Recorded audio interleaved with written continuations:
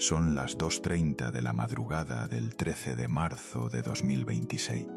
El barrio Las Palmas de Santa Cruz de la Sierra descansa en el silencio espeso de la noche boliviana. Las calles están desiertas, los perros no ladran, las luces están apagadas. No hay nada que llame la atención en esta zona de la ciudad, que alguna vez fue un antiguo mercado popular y que hoy parece una comunidad residencial cualquiera de casas amplias y bugambilias que trepan por las rejas. Pero en la oscuridad, a metros de una vivienda de fachada blanca, sin ningún rasgo que la diferencie de sus vecinas, decenas de agentes de la Fuerza Especial de Combate contra el Narcotráfico se desplazan en formación sin emitir sonido alguno, visten de negro, portan armamento de guerra. Los drones ya están en el cielo transmitiendo imágenes térmicas en tiempo real a una sala de operaciones donde varios altos funcionarios observan las pantallas conteniendo la respiración. Las comunicaciones del barrio están intervenidas, las rutas de escape bloqueadas. No habrá huida esta vez. Esta vez el plan es perfecto. Adentro de esa casa, rodeado de hombres armados con vehículos blindados al máximo nivel disponible para civiles estacionados en el garaje, duerme el hombre que durante años burló a Interpol, a la DEA, a 4 gobiernos y a los servicios de inteligencia de 2 continentes. El hombre al que el presidente de Colombia le comunicó al mundo entero que había intentado mandarlo a matar. El hombre al que acusan de haber ordenado el asesinato de un fiscal en su luna de miel frente a su esposa embarazada en una playa del Caribe colombiano. El hombre que se paseó por estadios de fútbol usando nombre falso, que llegó a los entrenamientos en Lamborghini Huracán, que organizó conciertos para lavar millones, que obtuvo un pasaporte uruguayo mientras estaba retenido en Dubái y con ese solo acto le costó el cargo a 4 ministros. El hombre que tejió alianzas con la mafia italiana, con el crimen organizado brasileño, con las redes de los Balcanes y con una supuesta junta narco en los Emiratos Árabes Unidos. El hombre más buscado del Cono Sur, el tercero en la lista de prioridades globales de la DEA en el momento de su caída. Sebastián Enrique Marcet Cabrera, uruguayo, 34 años, creador del primer cartel uruguayo. Esta es su historia completa, y es una historia que todavía no puede creer ninguno de los países que lo persiguió durante años. Si quieres seguir descubriendo historias como esta, suscríbete ahora a Detrás de la Fama, porque cada semana hay un caso nuevo que no vas a encontrar en ningún otro lado. Para entender cómo llegó a este punto, hay que retroceder hasta el principio, hasta un barrio de Montevideo que está lo más lejos posible del mundo que Marcet terminó habitando. El barrio Piedras Blancas de Montevideo no es el tipo de lugar que aparece en las postales turísticas de Uruguay. Es un barrio periférico, de calles sin pavimentar en algunos tramos, de casas modestas que llevan las marcas del tiempo y de la escasez de recursos.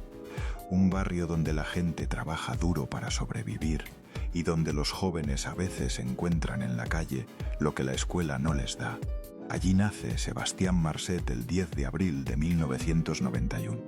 Es el segundo hijo de una familia que no tiene nada de extraordinario, salvo un dato que los investigadores van a recordar mucho tiempo después, cuando intenten comprender cómo este hombre se convirtió en lo que se convirtió. De niño porta una bandera en los actos escolares. Es abanderado en la primaria. Un honor que se gana con las mejores calificaciones, con la mejor conducta, con la reputación de ser un alumno ejemplar. También sueña con el fútbol. No es algo inusual en el Uruguay que lo vio nacer. El fútbol es una religión en ese país y los niños de Piedras Blancas, como los de todos los barrios del mundo, crecen pateando pelotas en la calle, soñando con ser Suárez o con ser Cavani. Sebastián Marcet se inscribe en las divisiones formativas del Club Danubio, uno de los equipos históricos de Montevideo. Entrena con dedicación durante un tiempo, pero el talento no alcanza o la disciplina no llega. Las calles del barrio jalan más fuerte que los campos de entrenamiento. La promesa del abanderado, la del niño de la bandera, se va desvaneciendo poco a poco. Sebastián Marcet abandona el liceo antes de terminarlo, y desde ese abandono comienza otro recorrido. Causas por hurto menores, causas por tenencia de estupefacientes, todas antes de los 20 años. El sistema lo registra, lo procesa y lo suelta. Nadie imagina en ese entonces lo que está viendo. Nadie imagina que ese joven del barrio Piedras Blancas, con antecedentes menores, va a edificar una de las redes de tráfico de cocaína más sofisticadas y ambiciosas que haya producido América del Sur en lo que va del siglo XXI. Nadie imagina que su nombre va a aparecer en boca de presidentes de la República, que va a figurar en los expedientes de un asesinato que sacudió a toda la región, que la DEA va a ofrecer $2 millones por información que lleve a su captura. El punto de quiebre llega en 2012. Marcet tiene 21 años recién cumplidos. Alguien del otro lado del Río de la Plata lo escoge como contacto local para un cargamento. No cualquier cargamento y no cualquier remitente. El hombre que despacha la mercancía es Juan Domingo Viver Cartes, conocido en los circuitos narcos como Papacho, tío del entonces político y futuro expresidente de Paraguay, Horacio Cartes.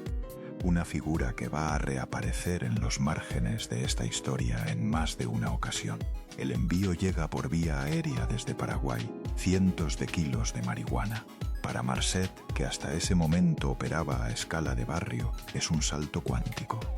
No es la primera vez que su nombre aparece vinculado a una red transnacional.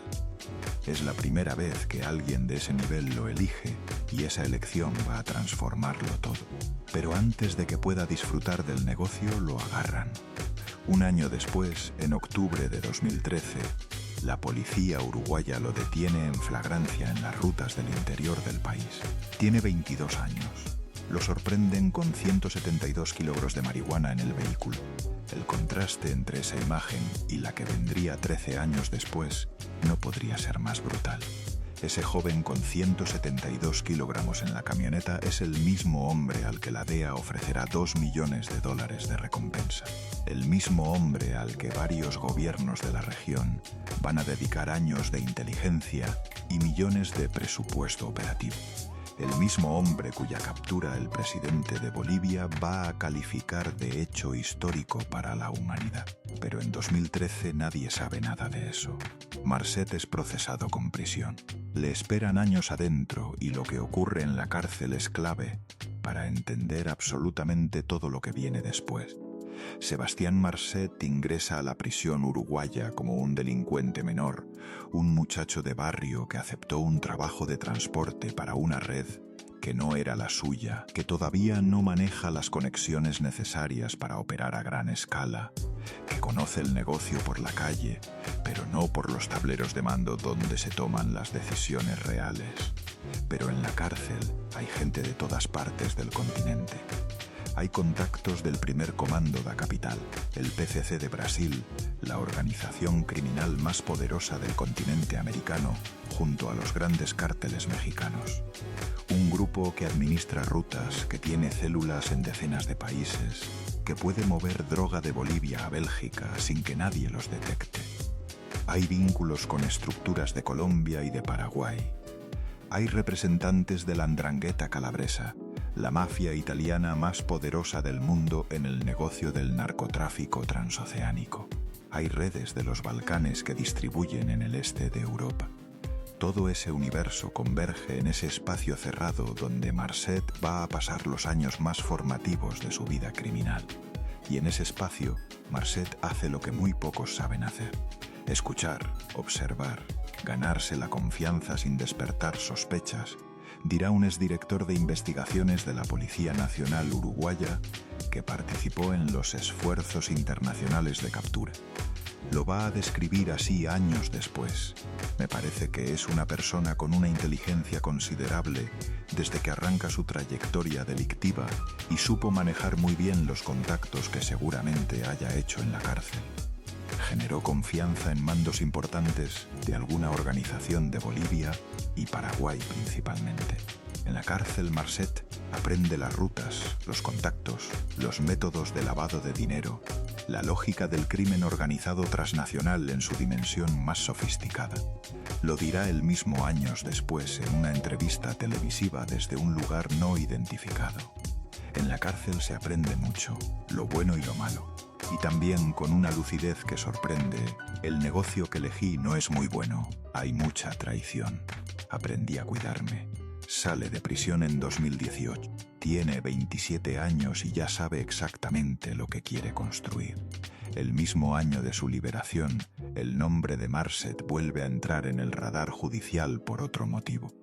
Es imputado por el homicidio de Alfredo Rondán, un conocido de la infancia con quien mantenía deudas relacionadas con el tráfico de estupefacientes.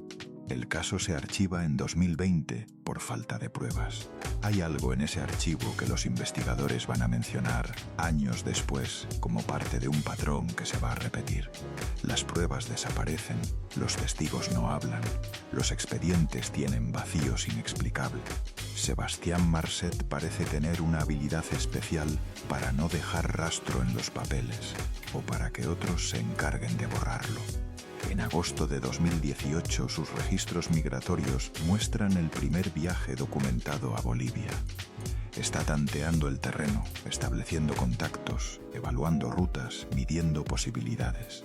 En 2019 instala su base principal en Paraguay y el Sebastián Marset que el mundo va a conocer empieza a tomar forma.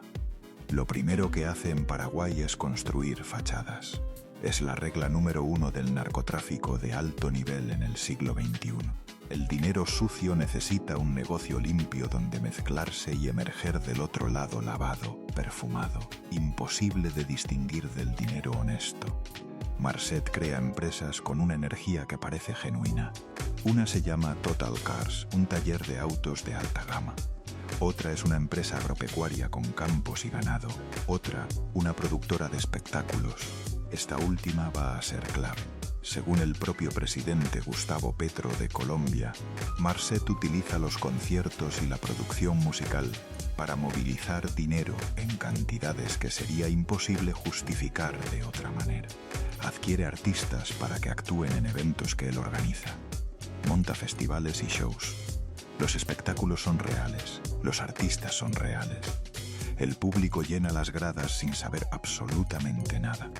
Y el dinero que financia todo ese aparato proviene de la cocaína que sale de los laboratorios de Bolivia y los campos de Paraguay en contenedores que cruzan el Atlántico hacia los puertos del norte de Europa.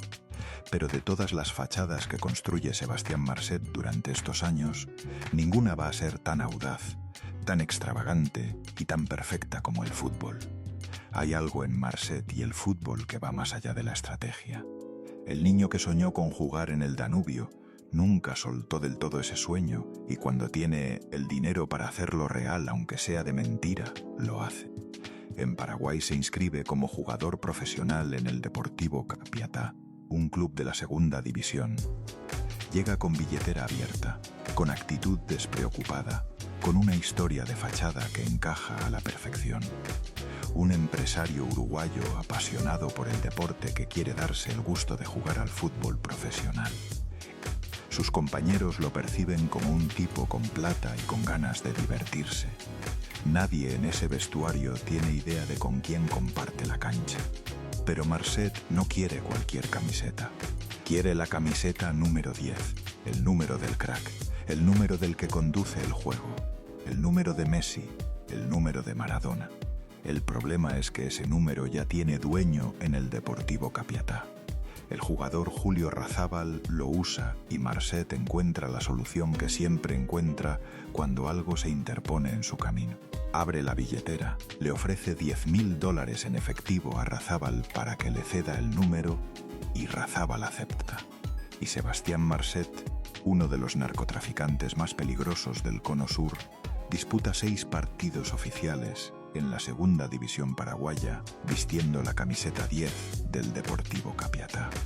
A los entrenamientos llega en Lamborghini Huracán, un automóvil que en ese mercado ronda los $200.000. Sus compañeros lo observan, intercambian miradas, se interrogan en voz baja quién es ese tipo tan extravagante. Nadie hace demasiadas preguntas. El dinero tiene esa magia universal. Silencia la curiosidad antes de que se transforme en sospecha.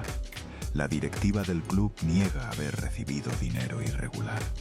Los balances aseguran no mostrar movimientos extraños. Pero los investigadores van a demostrar que la inversión de Marcet en el fútbol paraguayo fue muy superior a lo que cualquier hincha apasionado gastaría. Según los reportes, al entrenador le obsequió 2 yates, una quinta y una casa. Marcet también se vincula a otros clubes. En Rubio Ñu lleva al técnico de su bolsillo, remodela el estadio con dinero propio y pone una de sus empresas como patrocinador oficial. En River Plate de Paraguay hace lo mismo. No le interesa el fútbol como deporte en sí, o al menos no únicamente como deporte. Le interesa el fútbol como escudo, como manto, como la respuesta perfecta y convincente cuando alguien le pregunta a qué se dedica, de dónde viene el dinero, por qué viaja tanto. Pero la fachada futbolística va a alcanzar su punto más delirante cuando Marcet extiende sus operaciones a Bolivia. Allí no se limita a jugar, directamente adquiere un equipo. Se hace cargo de los Leones, el Torno FC, un club de la segunda división boliviana con sede en Santa Cruz de la Sierra, la misma ciudad que va a ser el escenario de su captura final. Se inscribe como jugador bajo el nombre Luis Amorim, utilizando documentación de la Confederación Brasileña de Fútbol que certifica su existencia bajo esa identidad falsa. Aparece en partidos televisados. Sale en cámara con su rostro, con sus brazos y cuello tatuados, con su físico delgado y su mirada que a veces parece absolutamente ausente. El narcotraficante más buscado del Cono Sur aparece en pantalla durante los encuentros del fútbol boliviano de segunda división y nadie lo detiene, nadie lo reconoce, nadie lo delata porque nadie sabe quién es ese brasileño con nombre de debutante. Una operación de encubrimiento tan descabellada que parece inventada, tan absurda que si estuviera en una novela, el lector la cuestionaría. Salvo que es completamente, documentalmente, verificadamente real. Mientras tanto, en las sombras, el verdadero negocio crece a una velocidad que las autoridades tardan años en dimensionar completamente. Lo que Sebastián Marcet construye entre 2018 y 2022 tiene un nombre que las investigaciones van a acuñar más tarde: el primer cartel uruguayo. No es un cartel en el sentido clásico de los grandes cárteles mexicanos, con ejércitos privados, con plazas territoriales, con enfrentamientos encarnizados por el control de zonas. Es algo más moderno, más sofisticado, más adaptado al siglo XXI. Una red logística transnacional, una estructura cuya función principal no es dominar territorios, sino coordinar flujos. Flujos de cocaína desde los campos de cultivo de Bolivia y los laboratorios de Paraguay hasta los puertos de Amberes en Bélgica, Rotterdam en Países Bajos, Lisboa en Portugal, los mercados de consumo más lucrativos del planeta. Para levantar esa red, Marcet se apoya en alianzas que se extienden por varios continentes. En Paraguay, su principal socio es Miguel Ángel Insfrán, un hombre conocido en los submundos criminales de la región como Tío Rico. Insfrán es el patriarca de un clan familiar que tiene tentáculos en la política, en la iglesia, en los negocios y en el crimen organizado paraguayo. Con él, Marcet edifica un entramado de empresas pantalla, propiedades rurales y cuentas bancarias dispersas en varios países que permiten que el dinero se limpie antes de llegar a cualquier registro formal. El primer comando da capital de Brasil aporta rutas terrestres, protección en parte del territorio y una red de contactos que facilita los movimientos de la mercancía desde Bolivia hasta los puertos del Atlántico Sur. La 'ndrangheta italiana, la mafia calabresa que controla buena parte del narcotráfico en Europa, es el puente hacia los mercados de distribución del viejo continente. Las redes de los Balcanes aportan su propia infraestructura de distribución en el este de Europa. Es una alianza multinacional construida por un muchacho del barrio Piedras Blancas de Montevideo que hace 10 años trasladaba marihuana por las rutas del interior uruguayo. La escala del negocio es difícil de imaginar sin cifras concretas. Las investigaciones de la DEA van a señalar que la red de Marcet movilizó al menos 16 toneladas de cocaína hacia Europa durante los años de mayor actividad de la organización. De esas 16 toneladas, 11 fueron decomisadas en el puerto de Amberes, en Bélgica, en una de las incautaciones más voluminosas del tráfico transoceánico de cocaína en años. Las autoridades van a estimar que si esa carga hubiera llegado a su destino y hubiera sido distribuida en los mercados de consumo europeos, habría generado ganancias brutas de 433 millones de dólares. Solo ese envío, solo esa operación. Y es apenas una de las que la red manejó durante esos años. Para 2020 y 2021, la operación Aulmanta Sapí, el mayor operativo contra el narcotráfico en la historia de Paraguay, comienza a revelar la magnitud real de lo que Marcet y el clan Insfran han construido. La operación, montada en colaboración con la DEA estadounidense y Europol, incauta más de 17.340 kilogramos de cocaína vinculados directamente a la organización. Caen integrantes del clan Insfran, caen intermediarios financieros, caen operadores logísticos, caen funcionarios corruptos que facilitaron rutas y cerraron los ojos. El nombre de Sebastián Marcet queda en el centro del tablero en letras mayúsculas, subrayado con rojo en cada expediente. La DEA lleva años siguiéndolo, Europol también, Interpol emite alertas. Y entonces, en el momento en que su nombre está en todos los radares, ocurre el episodio que va a sacudir a un gobierno entero y que va a convertir a Marcet en noticia en toda la región de una manera que ningún narco en la historia de Uruguay había logrado. Es 2021. Sebastián Marcet está en Dubái, los Emiratos Árabes Unidos. No está de vacaciones, no está de compras en los lujosos centros comerciales de la ciudad-estado del Golfo Pérsico. Según el propio presidente colombiano Gustavo Petro, que en más de una ocasión va a hablar de este asunto con una intensidad que sugiere información de inteligencia directa, Dubái es la sede de lo que él denomina una junta del narcotráfico, una especie de comité internacional de capos, donde se coordinan envíos intercontinentales, se lavan fortunas y se toman decisiones que afectan el mercado de las drogas en 3 continentes. Marcet, según Petro, integra esa junta. Desde allí, junto a socios que Petro describe como grandes capos de la cocaína en Europa y Medio Oriente, se diseñan las rutas que luego se ejecutan desde el otro lado del mundo.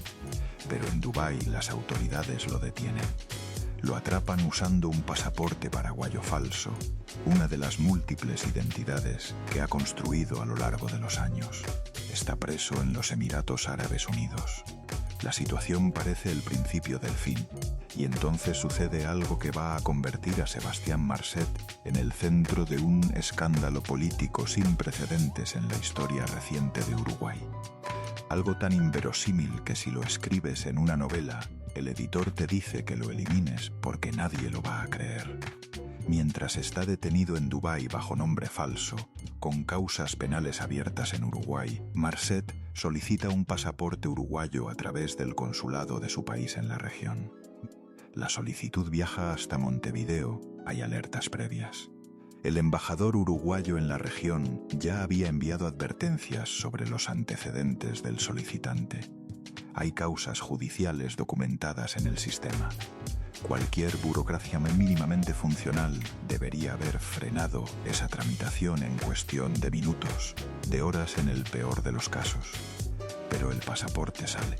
El gobierno uruguayo de Luis Lacalle Pou, uno de los gobiernos considerados más serios y transparentes de la historia reciente del país, entrega un pasaporte legal a uno de los narcotraficantes más buscados de América del Sur. Y Marcet, con ese documento uruguayo en la mano, abandona Dubái, sale libre. El Estado que debería haberlo retenido se convirtió, sin quererlo, en el instrumento de su fuga. Cuando el escándalo estalla públicamente en Uruguay, el daño político es devastador y veloz. Renuncia el canciller Francisco Bustillo. Renuncia el ministro del Interior, Luis Alberto Heber. Renuncia el subsecretario del Interior, Guillermo Maciel. renuncia el asesor político Roberto Lafluf. La vicecanciller Carolina H. ya había renunciado antes, cuando los primeros detalles del caso comenzaron a filtrarse. 5 funcionarios de alto nivel del gobierno uruguayo cayeron por culpa de un pasaporte, por la incapacidad del sistema de detectar que el hombre al que estaban documentando era un narco internacional buscado por múltiples países. La Cancillería y el Ministerio del Interior argumentaron que desconocían los antecedentes del caso, que la normativa vigente en ese momento no impedía la tramitación. Las investigaciones judiciales archivaron el caso en 2024, sin encontrar conductas penalmente perseguibles. Nadie fue condenado y Marcet siguió suelto. Lo que viene después del episodio de Dubái es una escalada en todos los sentidos. Marcet ya no se preocupa demasiado por conservar un perfil completamente bajo. Aparece en vídeos, concede entrevistas desde lugares no identificados. En 2023 habla en un programa uruguayo de televisión con una confianza que roza la arrogancia clínica, la de alguien que se cree intocable. Cuando hablan de Sebastián Marcet, dicen, pero yo quiero ver algún día si me capturan de todo lo que dicen, de que tienen pruebas. La frase flota en el aire durante años. Durante años nadie puede responderle porque nadie puede encontrarlo. Pero antes de esa entrevista, antes de esa arrogancia pública, antes de que Marcet comience a aparecer en videos exhibiendo hombres armados a su alrededor, ocurre el crimen que va a definir su historia para siempre.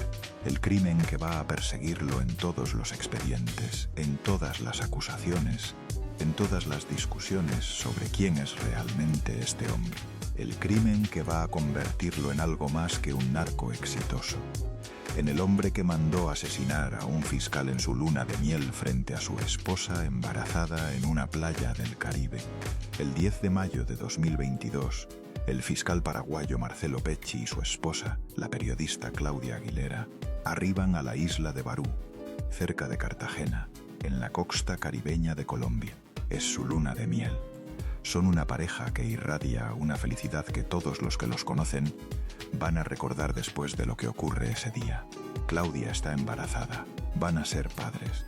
El bebé que llevan en camino va a nacer en un mundo donde el padre ya no estará. Marcelo Pecci es uno de los fiscales antinarcóticos más relevantes de Paraguay. Un hombre que hizo de la lucha contra el crimen organizado no solo su profesión, sino su vocación. Encabezó la operación Aulmanta Sapí, la mayor ofensiva contra el narcotráfico en la historia de su país. Sus investigaciones pusieron en la mira al clan Insfran, la familia criminal más poderosa de Paraguay. Sus investigaciones pusieron en la mira a Sebastián Marcet. Sus investigaciones pusieron en la mira a toda la red que los dos edificaron juntos durante años.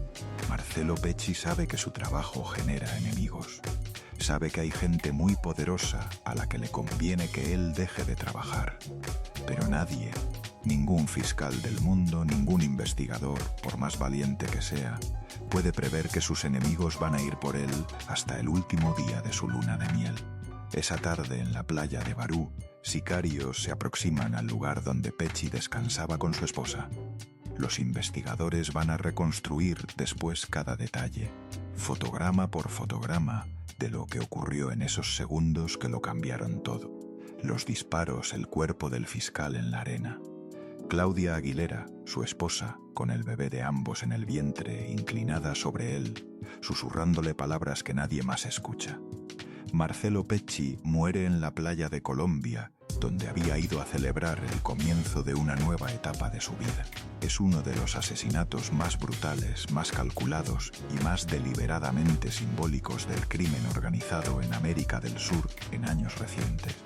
Y no solo por la frialdad quirúrgica de la ejecución, sino por el mensaje que envía a todo el sistema judicial de la región. Nadie está a salvo. No importa dónde estés, no importa qué día sea. No importa que estés de luna de miel con tu esposa embarazada en una isla del Caribe. Si estás en nuestra lista, vamos por ti y te encontramos. Las investigaciones colombianas destapan la mecánica del crimen con una precisión que le agrega más escalofríos aún al cuadro. El cerebro operativo es Francisco Luis Correa Galeano, un hombre de 43 años que contrató a los sicarios, coordinó la logística y supervisó la ejecución desde el exterior. Colombia condena eventualmente a 9 personas por el magnicidio, incluyendo coordinadores de distintas funciones y ejecutores directos. Pero los autores intelectuales, los que dieron la orden, los que pagaron, los que tenían el motivo real, siguen en las sombras. El fiscal general de Paraguay, Emiliano Rolón, ubica públicamente a Sebastián Marcet en el segundo anillo de los autores intelectuales, junto al tío rico Miguel Ángel Insfrán. La información, señala, proviene de su homóloga colombiana. Según las investigaciones, el motivo fue la detención de varios hermanos del clan Insfrán durante la operación Aulmanta Sapí. En abril de 2022, Miguel Ángel Insfrán, enfurecido por ver a su familia caer, habría ordenado la muerte del fiscal como acto de venganza. Convencido de que Pecci instruyó las capturas, Marcet, su socio en el negocio, coparticipó en esa decisión. Y para mover el dinero del sicariato, según el presidente Petro, Marcet utilizó una iglesia evangélica con sede en Paraguay y Colombia como vehículo de transferencia de fondos. Los conciertos de su empresa de espectáculos también sirvieron para canalizar parte de ese dinero. Francisco Correa Galeano, el principal testigo que podría haber revelado toda la cadena de mando, nunca llega a hacerlo completamente. El 2 de enero de 2025, en la cárcel La Picota de Bogotá, exactamente 16 días antes de que un juez fuera a notificarle el cese de la acción penal por su cooperación con la justicia, Correa Galeano es asesinado. Estaba en su celda bebiendo licor clandestino y escuchando música con otros reclusos, violando las normas del establecimiento. En medio de una discusión encendida, un compañero de celda llamado Samuel Zuleta Márquez saca un puñal de fabricación artesanal y le atraviesa el pecho. El hombre, que conocía el nombre del autor intelectual del asesinato de Marcelo Pecci, muere 16 días antes de poder hablar formalmente ante la justicia. La coincidencia es tan perfecta que resulta imposible no preguntarse si fue realmente una coincidencia. Gustavo Petro, el presidente de Colombia, añade otro capítulo a esta historia cuando la captura de Marcet se confirma en marzo de 2026. Petro denuncia públicamente algo que sacude los cimientos mismos de la justicia colombiana, que el nombre de Marcet fue suprimido de los expedientes formales del caso Pecci, que funcionarios de alto nivel de la Fiscalía colombiana tenían cercanía con el narco uruguayo y que esa cercanía permitió que su nombre desapareciera de los documentos donde debería haber figurado. Y Petro va más allá aún. Afirma que Marcet intentó ordenar su propio asesinato mientras él ejercía la presidencia de Colombia, que el narco uruguayo quiso eliminar a un mandatario en funciones. También señala que Marcet y sus socios controlan minas de esmeraldas en Colombia, un negocio que los investigadores conocen como una de las formas más sofisticadas de lavado de activos que existen. Las esmeraldas no tienen número de serie, no tienen rastreo electrónico, no pasan por sistemas bancarios. Son el efectivo del siglo XIX en el crimen organizado del siglo XXI. Si la mitad de lo que dice Petro es cierto, Sebastián Marcet no es simplemente un narco exitoso, es una amenaza de Estado. Para finales de 2022 y durante todo 2023, Marcet es ya el fugitivo más buscado del Cono Sur. Sabe que lo persiguen, sabe que el cerco se va cerrando, pero continúa operando, continúa apareciendo públicamente en videos, continúa manejando negocios desde la clandestinidad. En julio de 2023, la policía boliviana monta un operativo en Santa Cruz de la Sierra para capturarlo. Es la misma ciudad donde el operativo final va a concluir 3 años después.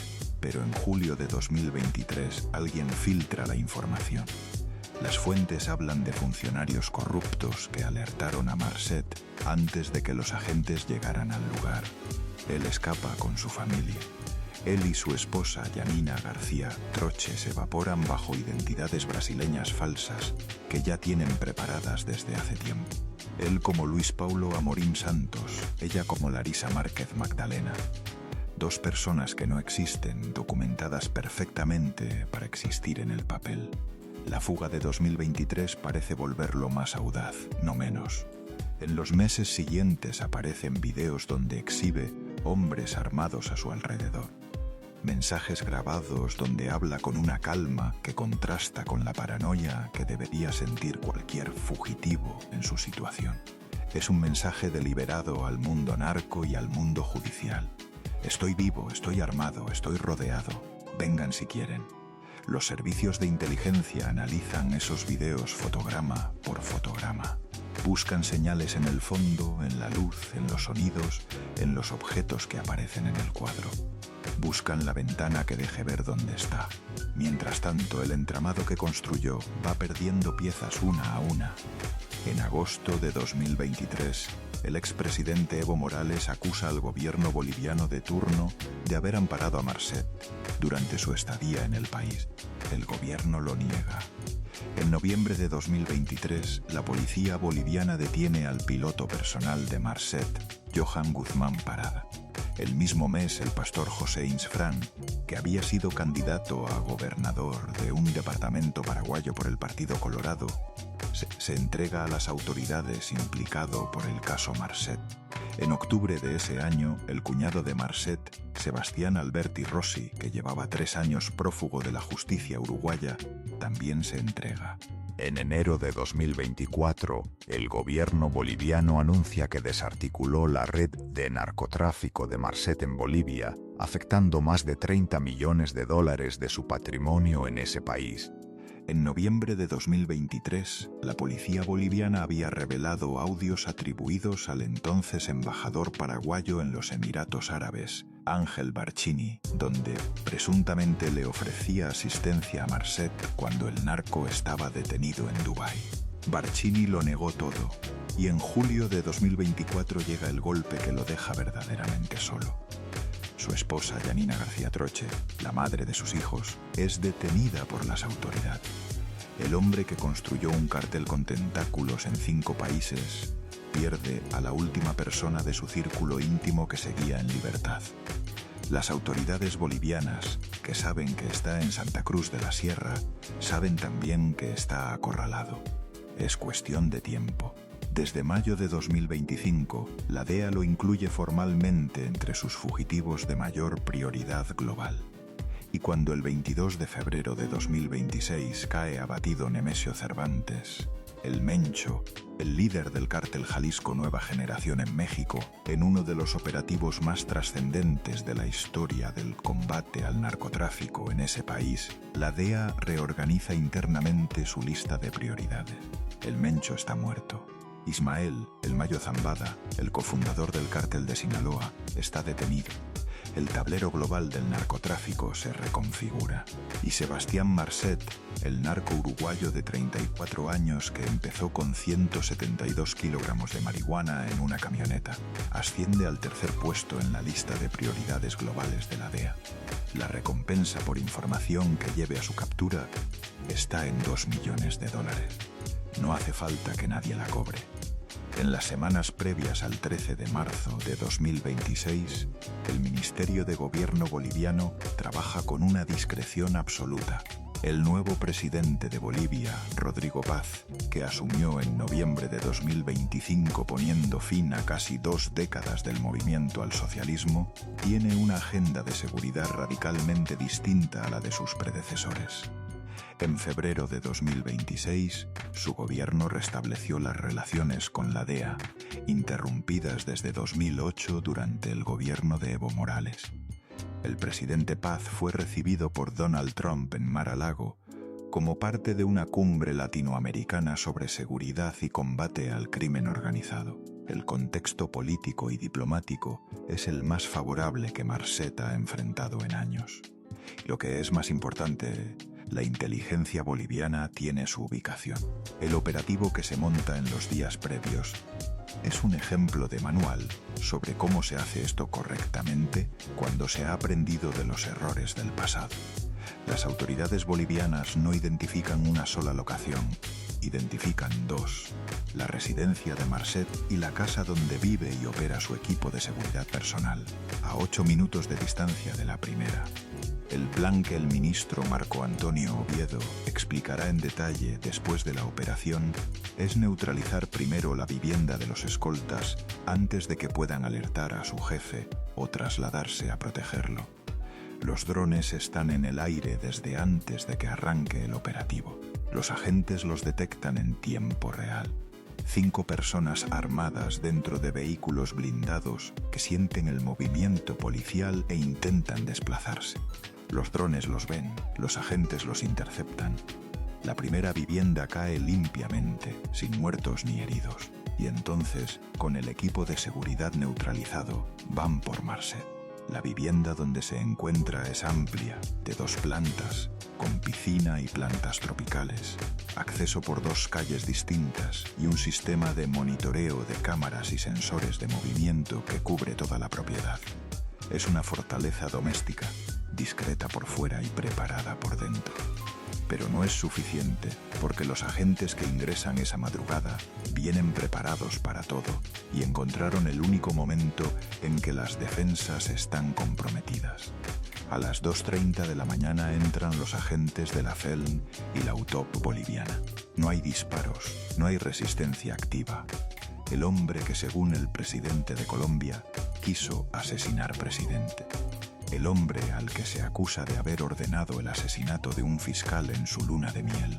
El hombre que durante 13 años fue erigiendo un imperio desde los márgenes del mundo legal. Es esposado sin mayor resistencia y puesto contra la pared junto a sus acompañantes. Junto a él caen 4 personas, 2 venezolanos, un colombiano y una mujer de apellido Marcalva, presuntamente su media hermana Tatiana, quien había ingresado al país con él. En el lugar, los agentes hallan armamento sofisticado, múltiples dispositivos electrónicos que los peritos van a analizar durante semanas buscando información sobre la estructura de la red. 2 vehículos estacionados, un Mercedes-Benz clase G y una Toyota Hilux, ambos con blindaje certificado de nivel 7, el más alto disponible para vehículos civiles en el mercado. El mismo nivel de blindaje que usan los jefes de Estado. El operativo se extiende hasta pasadas las 9 de la mañana.